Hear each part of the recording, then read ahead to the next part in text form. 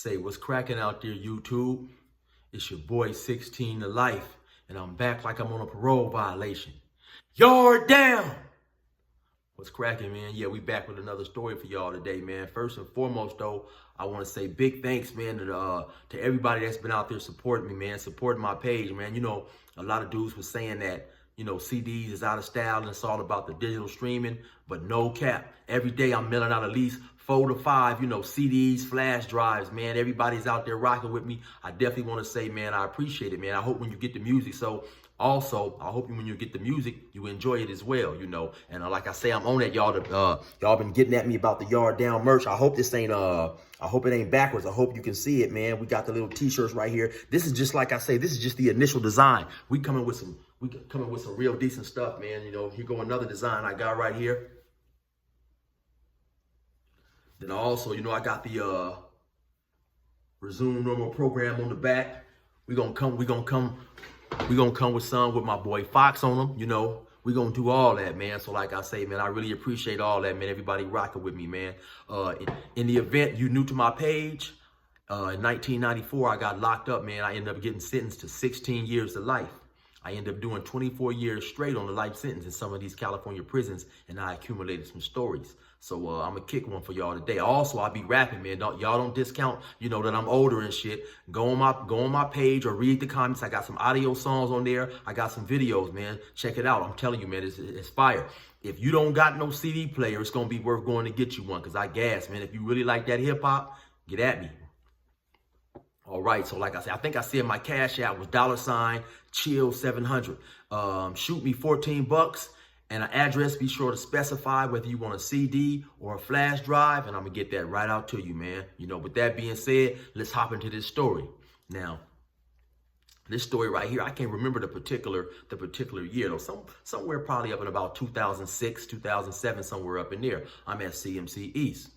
Now, so when I get there, normally what I do is, back in those days, I used to be on the basketball court a lot, so I hit the basketball court, man. And so in the course of me going out there playing ball, I ended up meeting this cool dude, man, and his real name is Jojo. Jojo was from West LA. He didn't gangbang or nothing, no, just a cool, cool brother. So me and him, we be chopping up from time to time and shit. He was a real cool dude. Now, so, I'm out there balling and stuff every day. I go hit the court, I'm balling, I'm doing my thing out there. So I'm meeting these dudes, and a lot of my relationships was formed on the basketball courts or rapping, the cats who used to rap, because that's what I used to do. So now I'm on the basketball court balling, and there's another dude out there. He was a blood. I don't even remember where he's from, and I know his name, but I ain't gonna put his name out there. So for the purpose of this story, we gonna call him Tough Guy. And why I call him Tough Guy, because he's one of them dudes on the basketball court, always talking unnecessarily tough, you know what I'm saying? One of them dudes that hate to lose, calling these bogus and bullshit ass fouls, don't want to, oh man, your foot on the line, you'll shoot a 3-pointer. You ain't nowhere near the line. He talking, oh, your foot on the line. And one of them, man, a motherfucker better not foul me. And then, he didn't play that good. So he's one of them cats who, he'd have to go check out the basketball or something to get picked, you know what I'm saying? He ain't gonna come out there, the motherfucker ain't gonna pick him automatically, you know what I'm saying? So he had to basically, so that one game that he played, it meant something to him, because, he already know he ain't supposed to get picked up no more. Plus his attitude, he be putting bullshit in the game. We out there trying to ball, having fun.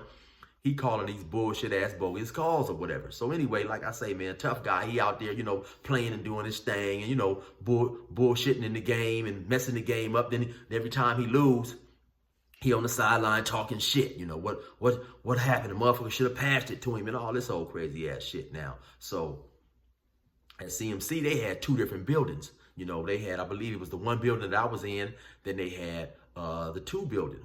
And the buildings is basically like this. You walk up like about 4 or 5 stairs. You go right in, and when you get in, it's a podium. At the podium right there is the guard. He sits there, the CO. Now, the building kind of reminded me of like these college dorms, because you go, they call them the low side and the high side. So it was like a hallway, man. The hallway might have been about 4 or 5 feet, maybe 6 feet apart, and it was cells on each side. So going down, it would be cells from like maybe number 1 to like maybe 26. And then on the other side of the hallway, it would be 27, and it would come back up to 49. Now, when you got to 49 was like it was the very last cell. And it was right maybe about 6 or 7 feet away from the podium. Then on the other side, they would call it the high side. Then the sales would start at 50 and go all the way down to like somewhere about 75, and then come back all the way down on the other side to 99. So they would call it the low side and the high side, you know. Now CMC was cool and shit because this prison right here, now the sales was extremely small, you know what I'm saying? But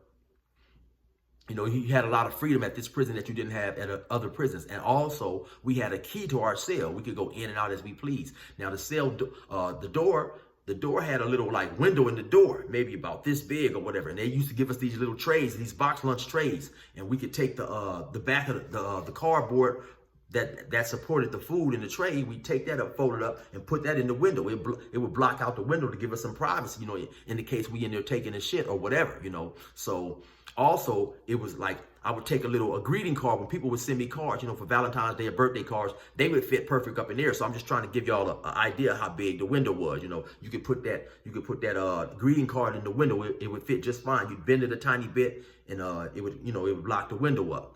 So, you know, that way you'd have a little privacy or whatever. So, you know, like I say, during the course of this time, too, me and my boy Jojo, we done got cool and shit, you know. Now, Jojo had a celly. Now, his celly also didn't bang. I can't remember. Well, actually, not that I can't remember. I never even knew his name from the gate. You know what I'm saying? So that's how that went right there about old boy. So anyway, that was Jojo's celly. So now, okay, what happened is one day, so Jojo, he come out like they going to Chow. Now, when you go to Chow, it's not mandatory Chow. You know, whoever, if you feel like going, then you go. And I forgot to mention, the building had three floors on it. You know what I'm saying? So it was, you know, it might be building 2, you know, first tier, second tier, third tier, and each tier was built the same, you know. So Jojo happened to be on in the 2 building on the second or the third tier. I forget which one. But him and Tough Guy happened to just live on the same side, you know, in the same building, same tier or whatever. So anyway, one day Jojo happened to go to Chow, you know, so they released the building for Chow. Everybody is walking and going to Chow and shit, you know. So Jojo go to Chow. Now Jojo's celly, he don't go to Chow. He stay back. He told Jojo, no, I'm cool, man. I don't, you know, I'm just to make me a spread or something. I don't feel like eating that shit today or whatever. So, you know, Jojo like, okay, whatever, man. I'm just going to Chow, you know. And as far as most prisons go, this prison right here, their food was pretty good, you know what I'm saying? They fed you well, you know, so, and the food was pretty decent, like 3 meals a day, so it was decent, right? Because a lot of prisons out in California will give you 2 meals a day and a sack lunch, but at this time, they still was giving 3 meals a day. So, Jojo happened to go to Chow. So Jojo go to Chow, you know, the whole building is going, you know, so it'd be a lot of people, you know, we'd be walking and talking, laughing, joking with your homie or whatever. So they go to Chow, Jojo and them go to Chow and shit. Then you know, they eat the food and then they come back. So now when he come back, he come back to his cell, and like I say, we got keys in the cell. So Jojo put the key in the cell, and he's talking to one of his homeboys or somebody. He's talking. He ain't noticing that his celly done blocked off the window. You know, but Jojo tell me all this later. He find out that, I mean, he told me he didn't notice, you know, that his celly had put the thing in the window because he put the key in the door and he's looking this way. He talking to somebody. So when Jojo opened the cell, he said he couldn't believe it, man. The boy Tough Guy was in there filling up his celly's tank. If y'all know what I'm saying. They in there asshole naked, man. And Jojo couldn't believe it. Jojo like, what the hell, man, what the fuck? Jojo looked and he shut the door, you know, so his celly and Tough Guy, his celly was a younger cat too. His celly and Tough Guy, you know, of course they all embarrassed and shit, you know, because Jojo didn't call him in there for a lack of better word. They in there showing each other how much they love each other. You know what I'm saying? Some